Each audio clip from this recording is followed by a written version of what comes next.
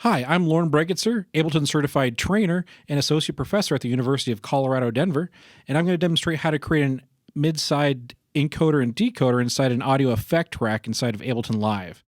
Right now I'm using Ableton Live 10, but this works for any version of Ableton Live. Mid-side encoding is where you take a left and right stereo channel and encode it in such a way that it's just the mid and the sides. The mid being the material in the center, and the sides being the material on the sides. So it's a way of processing just the middle information and the side information separately. It's used a lot of times in stereo widening, adjusting the EQ on just the sides or just the center without affecting the mid or the side. If you want to know more about what mid-side encoding and decoding entails, there's tons of articles online you can just look up, so I'm not going to spend a whole lot of time on it here.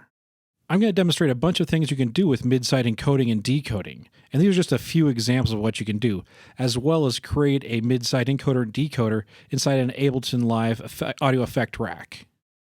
To demonstrate that, here's a drum loop I created with a couple of the Ableton Live 10 packs that go with Ableton Live Suite. I believe I use Skitter and Step and Drive and Glow. Anyway, here's that drum loop being played, and then I'm going to add a reverb to it. You'll hear the reverb affects both the left and right channels, creating a really washy sound with the kick and snare being reverbed as well as the percussion on the sides.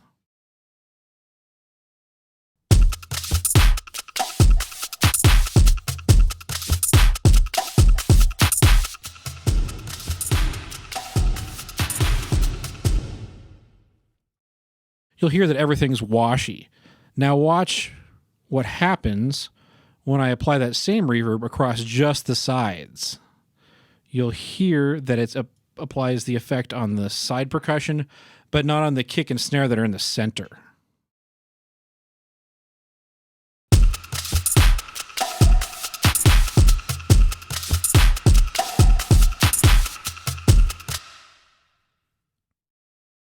To start with creating my mid-side encoder and decoder, I'm going to start by dragging an audio effects rack into this drum loop group. From here, I'm going to drag 2 copies of utility on 2 different chains. So I'm going to drag 1 copy of utility in there. I'm going to show my chains. I'm going to name the first one mid. And I'm going to right-click and create a new chain. And I'm going to right-click and rename it side. So my mid has a utility on it, and I'm going to need to add a utility onto the side chain as well. Now to create the mid encoding, all I have to do is click on the mono button of utility, and I have my mid encoding right there. To create my side encoding, all I need to do is reverse the polarity of either the left or the right. It doesn't matter which, but you have to remember which one you do, because on the decoding side, you're going to need to invert the polarity of the same channel. Otherwise, your left and rights will be switched.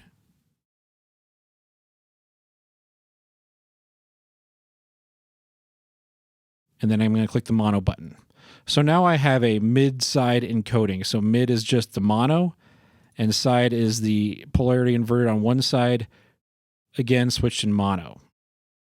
The next thing that I need to do is just create my decoding, and that involves applying the exact same utility on the outside. So then it's being inverted once and it's being inverted again on the way out. So I go to utility and I drag it on there on that same side chain, and I invert the polarity of the left side. Basically, the encoding happens here and the decoding happens here. So now when I play the loop, to make sure I did everything correctly, I'm going to switch that audio effect rack on and off and make sure the effect rack sounds the exact same on as it does off.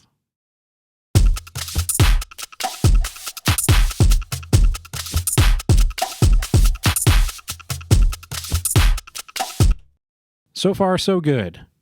One thing I want to point out is the second utility on the side chain of the audio effect rack. The difference between the encoder and the decoder is that the decoder has the mono button switched off, whereas the encoder has it summed to mono. Now, if you want to know what's going on with the mid and side audio information, all you need to do is turn off the decoder and then solo the mid and the side chain so I can hear just the middle information. Then I can solo the sides and hear just the side information.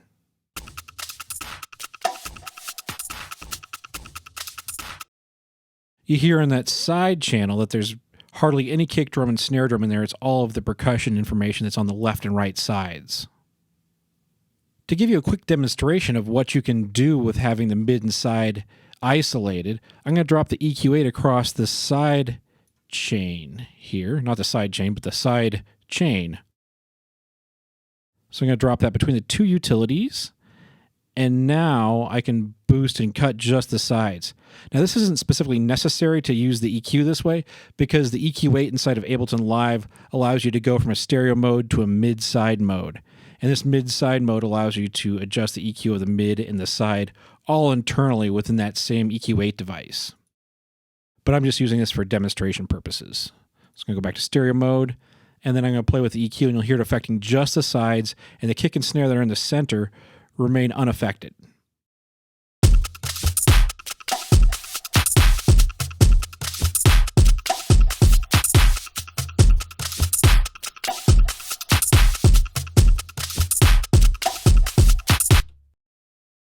So what I'm going to do now is I'm going to apply that reverb to just that side chain. And so it's going to affect just the information on the left and right sides, but leave all the stuff that's in the middle, the kick and snare, alone. So that'll stay dry and up front, and everything will go further back into the reverb. I'm going to drag my reverb device in between the two utilities. I'm going to increase my decay time a little bit. And I'm going to switch it to high quality mode. And now let's hear it.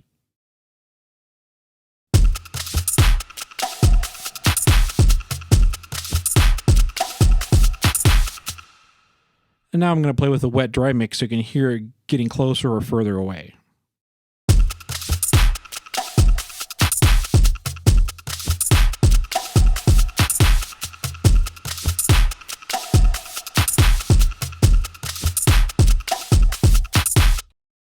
So you can hear the stuff that's in the center, the kick and snare are unaffected. Now when I increase the reverb dry wet ratio, the overall output of that reverb drops because it's a 100% wet signal. So what I'm going to want to do is increase the output of the utility to compensate for that drop in level. So I'm going to do this by engaging the macros. So if you don't have the macros showing, just click on the macro button to show the macros. Then I'm going to click on map, click on the dry wet of the reverb, and then map that to macro 1. I'm going to right click and rename it reverb.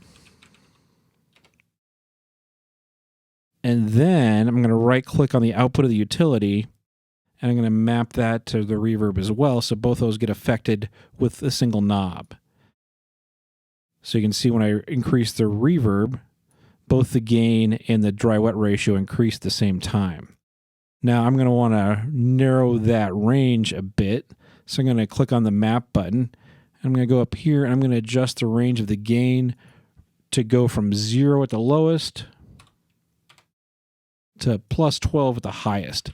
So now when I increase that knob all the way on the macro, it's going to increase that gain 12 dB, and all the way to the left, it's going to keep that gain at 0.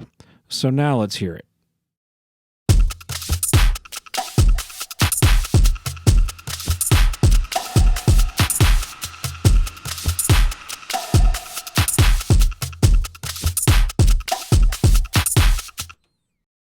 So now you have a fun automatable macro parameter that will affect the depth of just the side information.